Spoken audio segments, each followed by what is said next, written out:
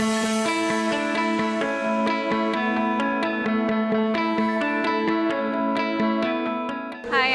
I'm Jeanette Buckley from the Winstedt school.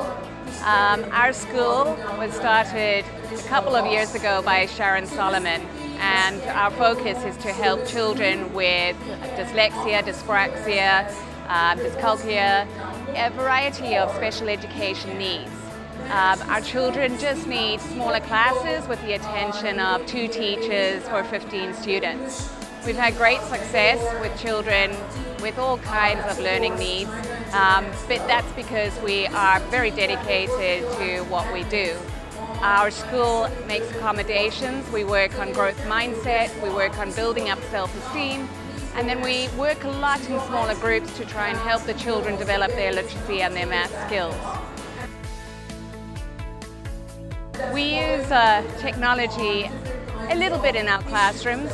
We have to find the balance between too much screen time and trying to adapt to that.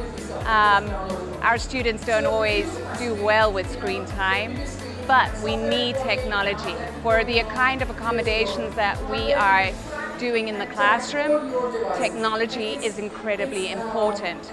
So we have to find a way to work with the students that they can deal with some screen time, but at the same time they can use the benefits of technology. Certain accommodations would be for children with dyslexia. We will need some speech-to-text technology. We're still battling with that. We're looking for new programs, and we're looking at ways to help our students with that. Some of our children still find it difficult with their handwriting. Our occupational therapists and speech therapists work a lot with the children and with the teachers, but we still need to help them more, and we would like technology to help us with their handwriting. Even if they get to a certain stage and we know that the handwriting will not improve, but it is restricting their creativity, it's restricting their writing. We want something to help them with that flow, that they're not worrying about how tired their hands are, how difficult it is to use their hands and write, but that they have the technology to help them with their creative flow. So preparing students for the future, it's a tricky one because we've got to make sure that we're as flexible as possible. As educators in the past, we have not always been flexible. We like to stick to what we know and what we like. But in 10, 20 years' time, we have no idea what the job market will look like. We, again, are enjoying the technology and the innovation, and we can see how our students are brilliant at working with technology, way better than teachers are. They can adapt far faster than we can. Our concern is more that technology is perhaps creating a workforce that's great at adapting to technology and will be able to use technology very well, but is it creating innovators? With the special education needs, our students they struggle with maybe literacy and maths, but if it's integrated into STEAM or into art or into music or into drama, then they tend to deal with different concepts way better. We use technology obviously a lot in our makerspace and in our STEAM labs, and that's where we seem to unlock our students' block against literacy or maths. And that's where we can create technology that is not focused just on the screen, but focused on robotics or 3D printing. It's different ways of different kinds of technologies that will create innovators and not just people who adapt to the new app or a new way of working with a phone or working with their laptop.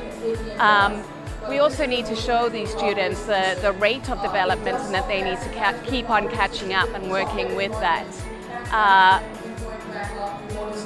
It's adaptation, and if we can provide our students with those skills to adapt to different things and open their minds to what they are able to, then we have been successful. So it's not necessarily teaching them one math skill, one literacy skill, one typical skill. It's being able to be flexible and to use those skills innovatively.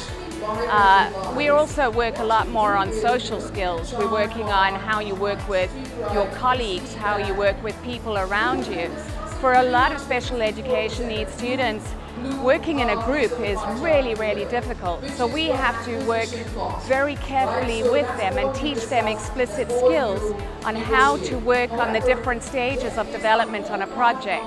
So it's not just you working on your own with a great idea. We can praise that, we can work with that, but then we have to manage them to work in a group. And having to go at their own pace, stopping and suggesting other ways, giving them choices so that they can take the right route and work with their peers. I think the next few years, educators will have to look at a number of things. Again, it's all about flexibility. We tend to become quite rigid in the way that we think teaching should be done and our expectations for the students. We expect our students to have a growth mindset and to be able to adapt, but again, teachers, educators, we prefer to be more rigid. We need to be flexible, we need to be attending conferences, we need to be learning. It's continuous. There is no right answer to education. If you are rigid in your ways, you will be lost. We have to move as fast as possible with technology. How can this technology be adapted to our classes, to our students, and these accommodations made? A child should not be limited by their handwriting. They should not be limited by their communication, their verbal communication. If we can help by adding technology, which they will have in their jobs in 15, 20 years' time, then we need to work with that instead of saying a child needs to be able to write like this, needs to be able to read like this, and speak like this. We have to adapt. So for our teachers, they need to be flexible. They need to be able to think out of the box and be creative. They need to be fearless. They need to be able to have the trust of the parents to be able to try something new and be willing to fail a little so that they can make one mistake to make 2 steps forward. So it's not just about one part of technology working, industry working. It's a lot about teachers being innovative as well and expressing what they need in the classroom so that it can all be developed. Winstedt is innovative. Its teachers are incredibly creative. They are continually pushing themselves to learn more about the needs of our students. We are not limited by our curriculum, by time, by the demands of parents, by the needs of the students. It's all about being flexible, adapting the classrooms. This isn't working, let's try this. We try and integrate everything as much as possible. Winstedt knows that our students have different ways of thinking, that they are creative, they have very different skills. We are not going to limit them to a traditional education which limits their skills. We're going to use arts, we're going to use music, we are going to use our STEAM and maker spaces to develop our students. We're going to be doing as many ECAs as possible to tap into the various skills of the students. We are not going to do traditional choir, we're going to do sound mixing and DJ skills. We're going to show the students what other jobs there are out there. We're not going to limit them to teachers, doctors, lawyers. We're going to show them how an artist develops from pulling a canvas and starting the creative process to exhibiting their work. It's going to be the entire full range of careers of what you are able to do there. With that, we hope to show them that with a growth mindset that they are capable, with effort, with hard work, and with tapping into other people's skills, they are able to develop their skills and they're not limited by their past experiences in schools which haven't allowed them that freedom. And that's how we hope to develop the students and to develop the school, is to continually look at different ways to expand these children's minds so that they reach their full potential. Definitely, I am not very aware of all the kinds of technology, everything out there. I would not claim to be an expert. but I do know how much our students learn when they are tapping into certain forms of technology, or I know how much our teachers are interested in new forms of technology, and it's my responsibility to look around, see what's new. There's also so much choice. It's really hard to make a decision on certain things, not just for technology in the classroom and what a classroom should look like, a classroom setup.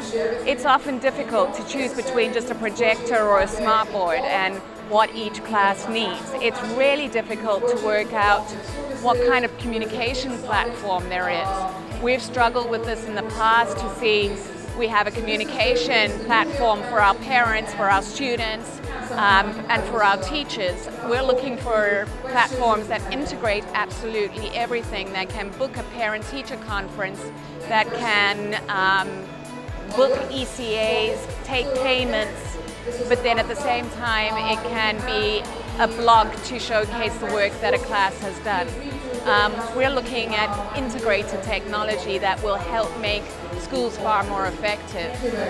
We're still very much a small school where a lot of people are doing a lot of different jobs, and we're looking to technology to help us out, to become far more efficient, to make sure that you have everything linked from parent communication to the bus company, parent communication to the school, to the teachers, so that you are not having to email such different people, that it's all integrated. Parents do one little thing on their app and it goes straight through to everyone. Ease of communication and effectiveness, that's what we're looking for, and hope to see different things like that at EduTECH this year.